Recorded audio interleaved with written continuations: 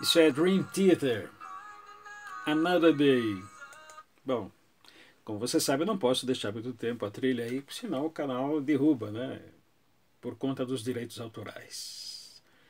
Tudo bem, eu sou o Cid Moreno e você está no canal Nunca Te Vi, Sempre Te Amei. Entrar em cena. No teatro, né? Toda vez que a gente vai assistir um espetáculo, né? Quando dá o terceiro sinal, é hora de começar o espetáculo. Aí não tem mais jeito.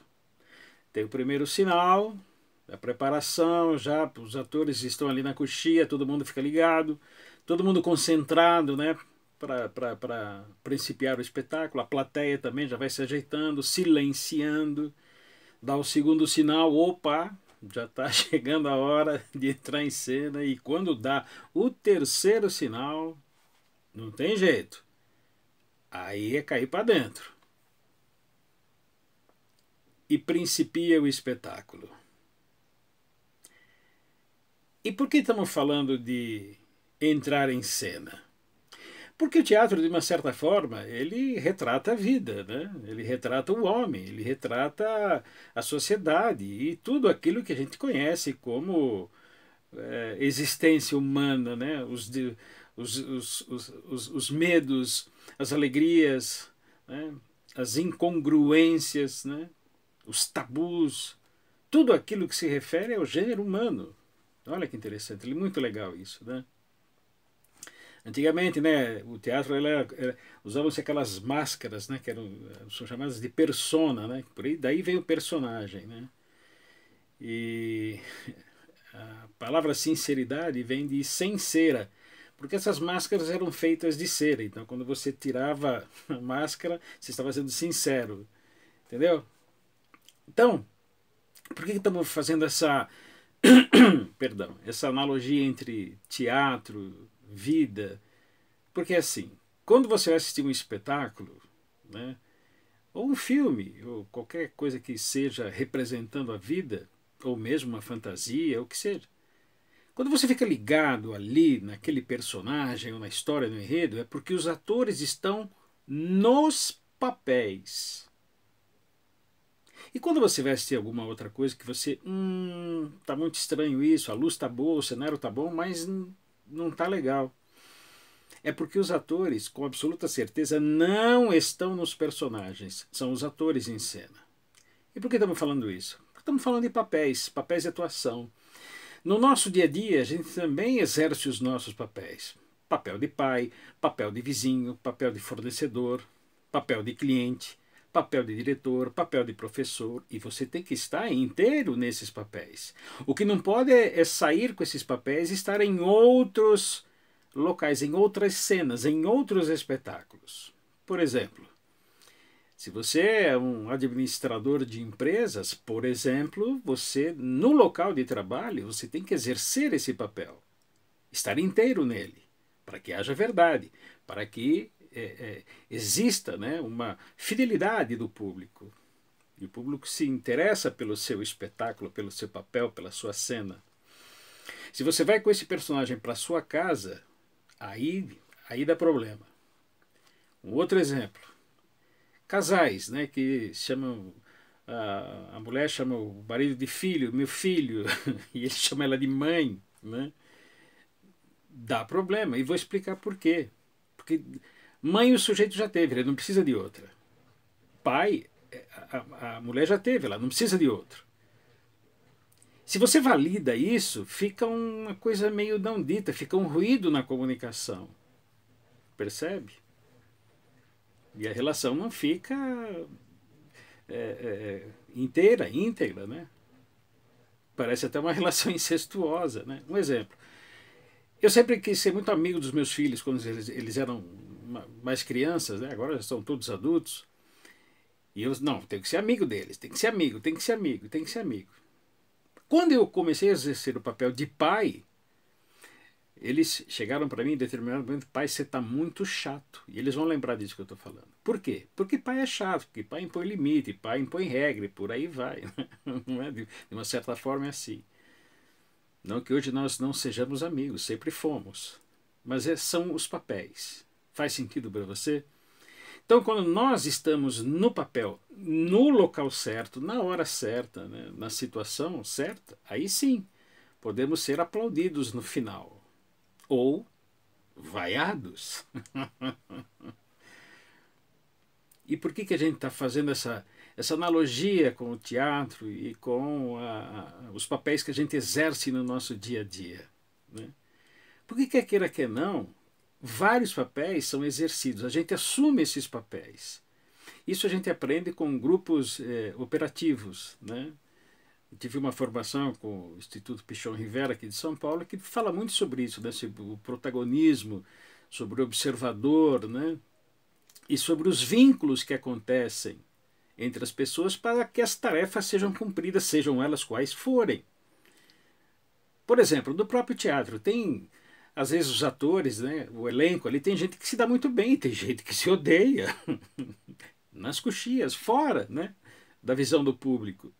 Mas, quando dá o terceiro sinal, essas coisas têm que ficar para trás. É o personagem que tem que entrar em cena para que o espetáculo seja aplaudido, para que ele tenha verdade.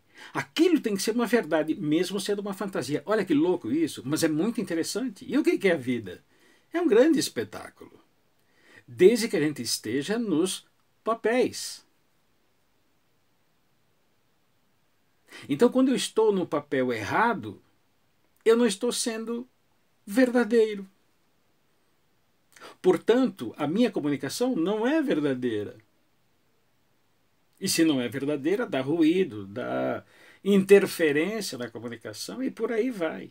E por que a gente está falando sobre isso? Porque tudo isso, eu particularmente, eu creio que o teatro deveria ser ensinado nas escolas desde a mais tenra infância. Não que todo mundo vai ser um grande ator nacional e internacional, não é isso, mas porque ele te dá bagagem para você, né, trabalho em equipe, né, respeito, né.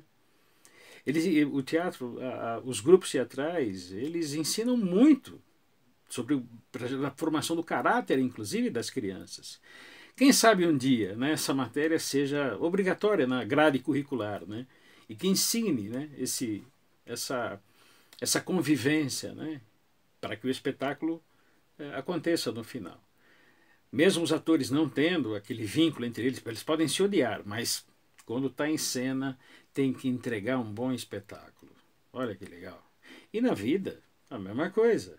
A vida imitando a arte imitando a vida e por aí vai. Qual papel eu estou nesse momento? Qual papel você está nesse momento? Por que eu estou compartilhando isso com vocês? Porque tive que entender isso, estudar isso. E o teatro me deu lá atrás, hoje eu entendo, essa bagagem para poder compreender os papéis.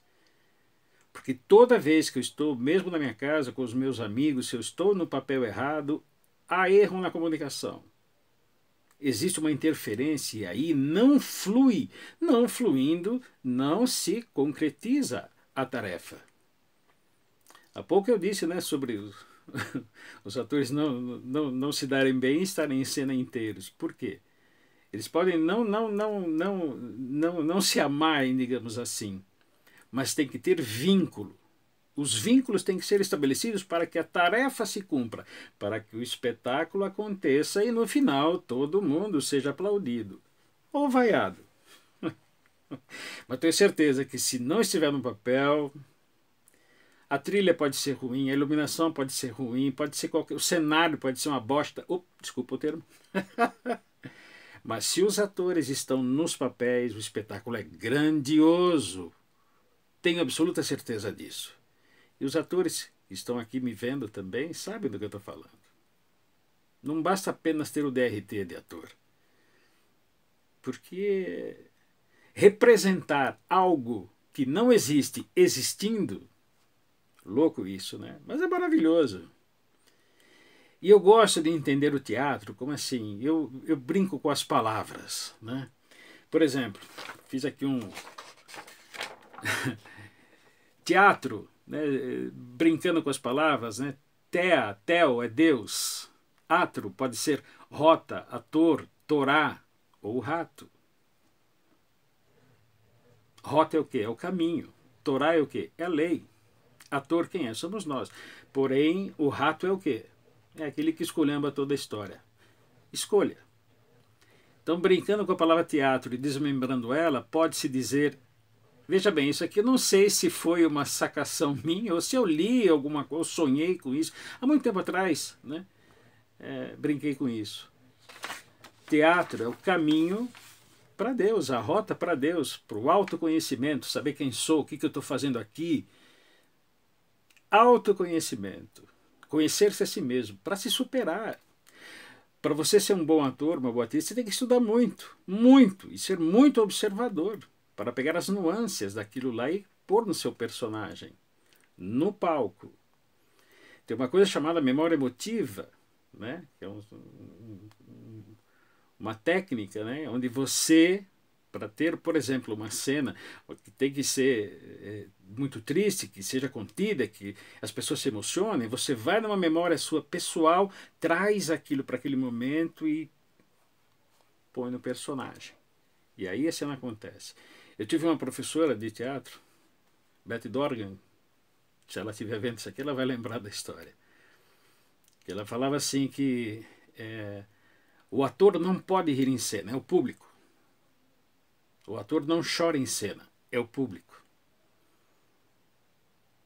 Legal isso, né? Porque as emoções, elas têm que ser incorporadas no personagem, mas quem tem que ter as sensações e deixar vir à tona é a plateia.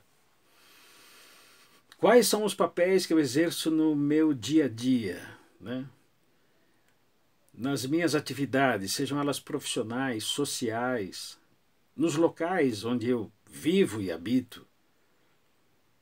Eu desejo que esse tipo de informação, digamos assim, possa te ajudar de uma certa maneira, para que a gente perceba sempre os papéis que nós estamos. Opa, nesse local agora eu estou falando de onde?